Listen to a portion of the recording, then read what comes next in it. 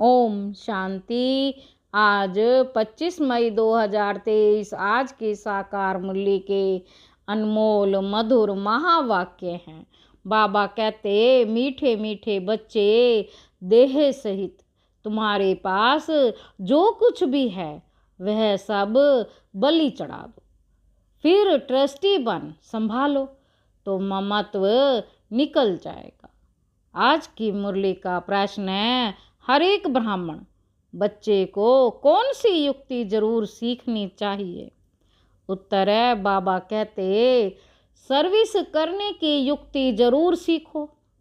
शौक होना चाहिए कि कैसे सिद्ध कर बताएं परमात्मा कौन है। तुम्हें बाप की श्रीमत मिली हुई है। सेंसिबल बन सबको बाप का पैगाम सुनाओ।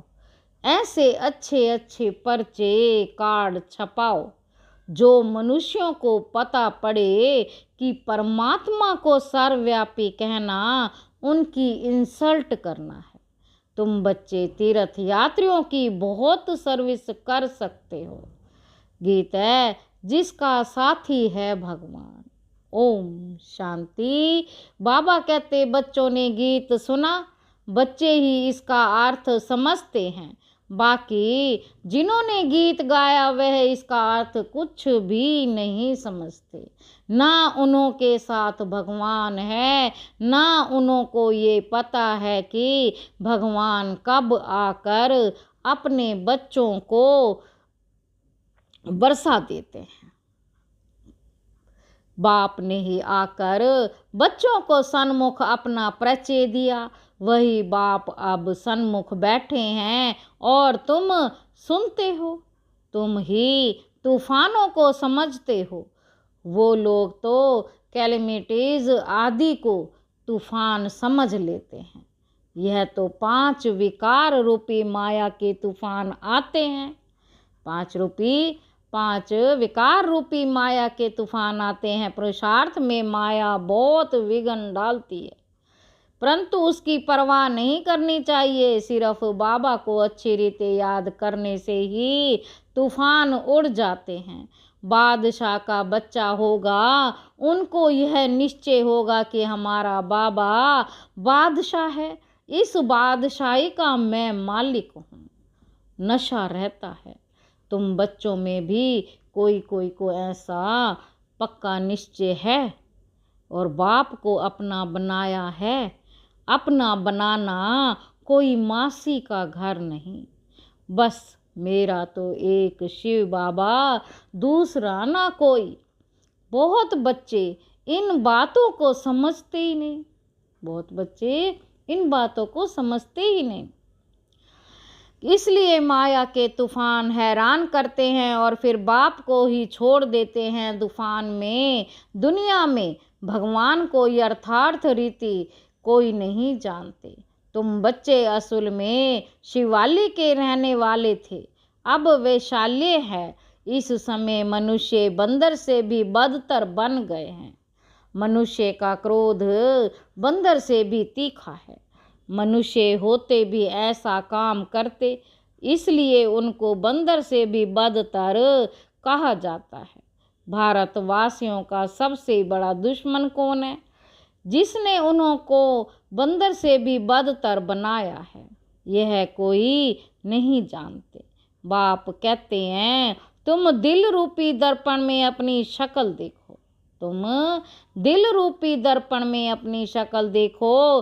तुम पहले क्या थे, अब बाप तुमको लायक बनाते हैं, परंतु जो श्रीमत पर नहीं चलते तो माया उनको नालायक बना देती है। जो बच्चे श्रीमत पर नहीं चलते तो माया उनको नालायक बना देती है। बाप श्रीमत देते हैं। देह सहित जो कुछ भी तुम्हारे पास है वह सब बलि चढ़ो, फिर तुमको ट्रस्टी बना देंगे। तुम्हारा ममत्व मिटा देंगे। तुम अबलाओं के लिए बहुत सहज है। राजस्थान की तरफ राजाओं को अपने बच्चे नहीं होते तो गोद लेते हैं। गरीब का बालक अगर साहूकार की गोद में जाता है तो कितना खुश होता है। हम इतनी प्रॉपर्टी के मालिक हैं, बड़े आदमियों के बच्चों को भी बहुत नशा रहता है कि हम करोड़पति के बच्चे हैं। इस ज्ञान का तो उनको पता ही नहीं। तुम जानते हो कि इस ज्ञान में कितना भारी नशा रहता है। श्रीमत पर चलने से श्रेष्ठ बनेंगे, नहीं चलने से नहीं बनेंगे। भगवान कहते हैं तुमको तो कोई किस्म की परवाह ही नहीं, रात दिन तुमको नशा रहना चाहिए कि हमको बाबा 21 जन्मों के लिए स्वर्ग की राजाई का वर्षा देते हैं। बाबा 21 जन्मों के लिए हमें स्वर्ग की राजाई का वर्षा देते हैं। हम बाबा की संतान बने हैं, वास्तव में शिव बाबा की संतान हैं। परंतु अब शिव बाबा आकर प्रैक्टिकल में अपना बच्चा बनाते हैं। अभी तुम सन्मुख बैठे हो, जानते हो शिव बाबा हमको अपना बनाकर स्वर्ग के लायक बनाने लिए मत देते हैं कि बच्चे किसके नाम रूप में नहीं फंसना। एक शिव बाबा का नाम रूप ही बुद्धि में रखना, उनका नाम रूप ही मनुष्यों से न्यारा है। बाप कहते हैं तुम हमारे थे, निर्वाण धाम में रहने वाले थे, क्या तुम भूल गए हो कि हम आत्मा परम धाम, शांति धाम अथवा निर्वाण धाम की रहने वाली हैं। हमारा सब धर्म शांत है। ये शरीर हमारे ऑर्गन्स हैं। ये शरीर ऑर्गन्स है कर्म करने के लिए, नहीं तो पाठ कैसे बजाएंगे। हम आत्मा निराकारी दुनिया की रहवासी हैं, यह बिल्कुल नहीं जानते। ये सब बातें मनुष्य ही जानेंगे, जानवर थोड़े ही जानेंगे। परमात्मा को सर्वव्यापी कह दिया है तो खुद को भी भूल गए हैं कि हम आत्मा हैं। कहते हैं क्राइस्ट को, इब्राहिम को परम पिता परमात्मा ने भेजा, तो जरूर कोई बाप है भेजने वाला। यह तो तुम बच्चे जानते हो कि ड्रामा अनुसार हर एक आता रहता है, भेजने करने का तो सवाल ही नहीं उठता।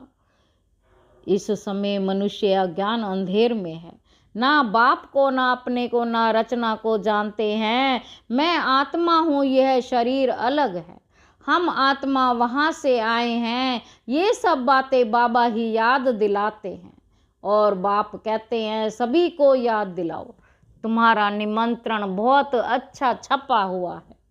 शिव का चित्र भी है, ये बाबा, यह लक्ष्मी नारायण है, वर्षा लिखा हुआ है। परम पिता परमात्मा से आकर लक्ष्मी नारायण जैसा बनने का वर्षा लो। तुम नर से नारायण बनने के स्टूडेंट हो। वह साहूकार आदि के बच्चे पढ़ते होंगे तो कितना खुश होते होंगे, परंतु हमारे आगे तो वह कुछ भी नहीं है।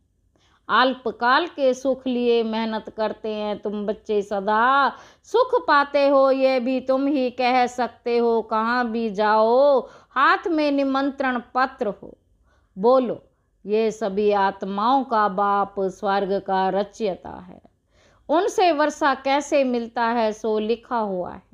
यह निमंत्रण एरोप्लेन से गिरा सकते हो, यह निमंत्रण एरोप्लेन से गिरा सकते हो, अखबार में भी डाल सकते हो, बड़े बड़े को निमंत्रण मिल जाएगा। यह एरोप्लेन विनाश के लिए भी है, तुम्हारी सर्विस के लिए भी है। यह एरोप्लेन विनाश के लिए भी है, तुम्हारी सर्विस के लिए भी है। यह काम गरीब तो कर ना सके, परंतु बाप है ही गरीब निवास, गरीब ही वर्षा पाते हैं। साहूकार तो ममत्व में फंसे हुए हैं। सरेंडर होने में हृदय वैदीर्ण होता है।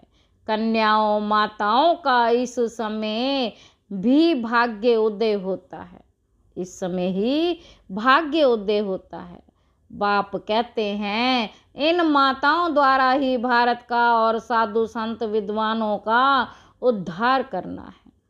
आगे चलकर वह सब आएंगे।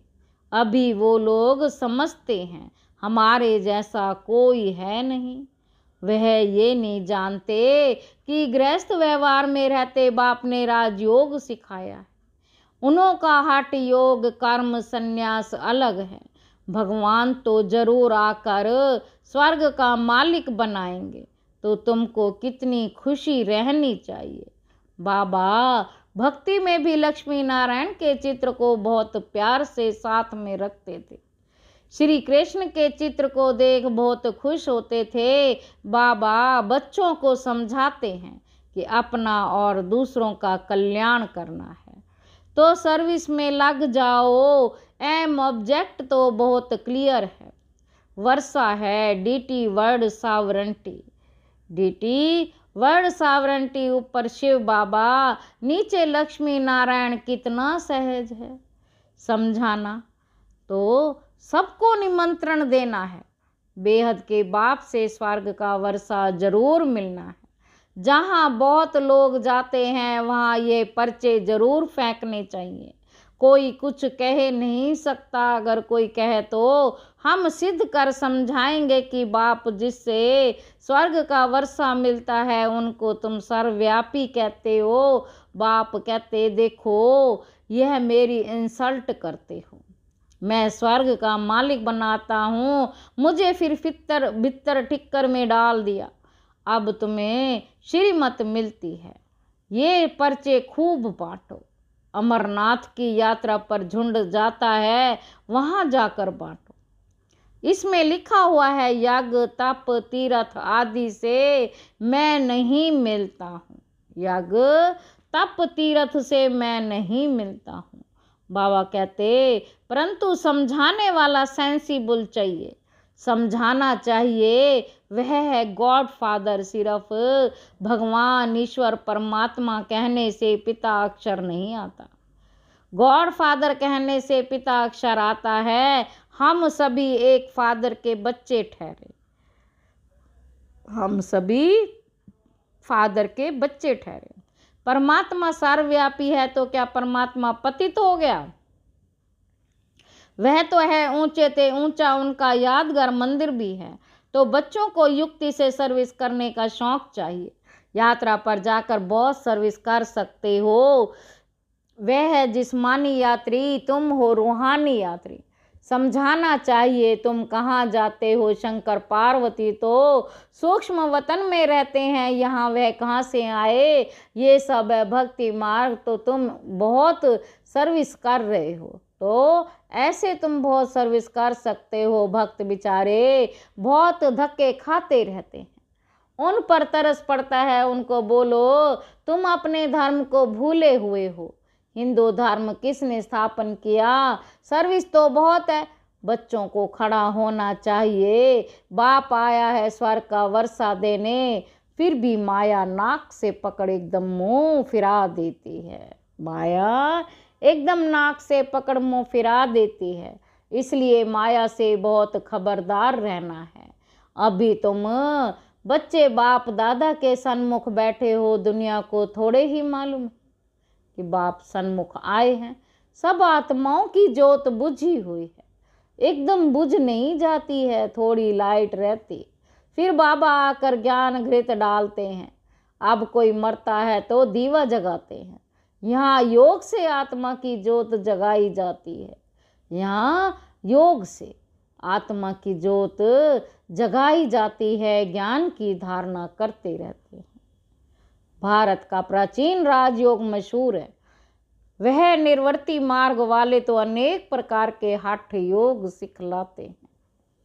फायदा कुछ भी नहीं, नीचे गिरते ही जाते हैं। सिवाय योगेश्वर के कोई योग सिखला ना सके। योग सिखलाने वाला है ईश्वर, वह है निराकार। बाप कहते हैं तुमको अब योग सिखला रहा हूँ। अब तुम्हारा 84 का पाठ पूरा हुआ। कोई के 84 जन्म, कोई के 60, कोई के 1-2 जन्म भी होते हैं। तुम बच्चों को खूब सर्विस करनी है। भारत ही हेवन था, गॉडिस का राज्य था। यह बातें हम तुम्हारे सिवाय कोई समझा ना सके। गाली भी तुमको खानी पड़ती है। बाबा गाली खाएंगे तो क्या बच्चे नहीं खाएंगे? सितम सहन करेंगे, यह भी ड्रामा में नूंद है। फिर भी ऐसे ही होगा। अभी तुम बच्चों को पारस बुद्धि बनाता हूँ। बाबा कहते तुम बच्चों को पारस बुद्धि बनाता हूँ। ऐसे बाप को बहुत याद करना चाहिए जो विश्व का मालिक बनाते हैं। कहते हैं बच्चे जीते रहो, स्वर्ग का राज्य लो। ऐसे मीठे मीठे बाप को तुम याद नहीं कर सकते हो? याद से ही विकर्म विनाश होंगे। रहा हुआ पापों का खाता यहाँ चुकतू करना है। अगर योग नहीं लगाएंगे तो सजा खानी पड़ेगी। उस समय बाबा साक्षात्कार भी कराते हैं। तुम हमारे बनकर फिर फारकती दे तुम ट्रेटर बन गए। तुम हमारे बनकर फिर फारकती दे तुम ट्रेटर बन गए। तुमने शुरुआत में साक्षात्कार भी किया है। अच्छा, मीठे मीठे सिकिल दे सदा सलामत बच्चों को माता पिता का याद प्यार और गुड मॉर्निंग। बच्चों को समझना है कि हम ये शरीर छोड़ स्वीट होम में जाएंगे। अब यहाँ रहने में जरा भी मज़ा नहीं है। अब हम बाबा के पास जाते हैं, बाबा को ही याद करना है, वहाँ से फिर स्वर्ग धाम में जाएंगे। यह यात्रा बड़ी वंडरफुल है। इसमें माया बहुत विघ्न डालती है। अच्छा, मीठे मीठे सिकिलदे बच्चों प्रति माता पिता बाप दादा का याद प्यार और गुड मॉर्निंग। रूहानी बाप की रूहानी बच्चों को नमस्ते। हम रूहानी बच्चों की रूहानी बाप दादा को याद प्यार और नमस्ते बाबा, नमस्ते, शुक्रिया बाबा, शुक्रिया। धारणा के लिए मुख्य सार पहला पॉइंट है, एक शिव बाबा का नाम रूप बुद्धि में रखना है। एक शिव बाबा का नाम रूप बुद्धि में रखना है और किसी के भी नाम रूप में फंसना नहीं है। दूसरा पॉइंट है, माया के तूफानों की परवाह नहीं करनी है। मेरा तो एक शिव बाबा, दूसरा ना कोई, इस विधि से तूफान हटा देने हैं। वरदान है, सदा यथार्थ श्रेष्ठ कर्म द्वारा सफलता का फल प्राप्त करने वाले ज्ञानी योगी तू आत्मा भव। ज्ञानी योगी तू आत्मा भव। जो ज्ञानी और योगी तो आत्मा है, उनके हर कर्म स्वतः युक्ति युक्त होते हैं। युक्ति युक्त अर्थात सदा यथार्थ श्रेष्ठ कर्म। कोई भी कर्म रूपी बीज फल के सिवाय नहीं होता। जो युक्ति युक्त होगा वह जिस समय जो संकल्प वाणी या कर्म चाहे वह कर सकेगा। उनके संकल्प भी युक्ति युक्त होंगे। ऐसे नहीं, यह करना नहीं चाहता था, हो गया। सोचना नहीं चाहिए था, सोच लिया। राजयुक्त योग युक्त की निशानी है ही युक्ति युक्त। स्लोगन है, जिनकी दिल बड़ी है उनके भंडारे सदा भरपूर रहते हैं। अच्छा, ओम शांति।